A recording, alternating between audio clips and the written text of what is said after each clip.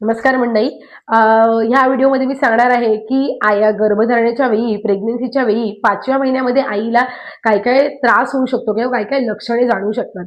तर सगळ्यात पहिले आईचं जे पोट आहे ते ह्या महिन्यापासून दिसायची सुरुवात होते. त्यासोबतच आईला पाठदुखी आणि कंबरदुखीचा त्रास जो आहे तो ह्या आठवड्यांपासून किंवा ह्या 5व्या महिन्यापासून व्हायची सुरुवात होते. त्यासोबत आईची जी भूक आहे ती वाढते. आईला थकवा जाणू शकतो किंवा आईची जी झोप आहे त्याच्यामध्ये बदल होऊ शकतात. काही स्त्रियांना खूप जास्ती झोप येऊ शकते किंवा काही स्त्रियांची जी झोप आहे ती पूर्णपणे नाहीशी होऊ शकते. किंवा महिन्यामध्ये आईला होतं. त्यासोबतच आईमध्ये आणखी काय बदल होतात तर आईचे स्किन जी आहे ती कालवंटे म्हणजे काळे वांग येऊ शकतात. तर हे कशामुळे?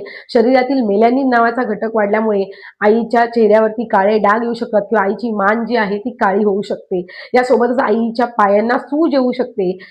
तर हे सगळी लक्षणे गर्भधारणेच्या 5व्या महिन्यामध्ये आईला दिसू शकतात.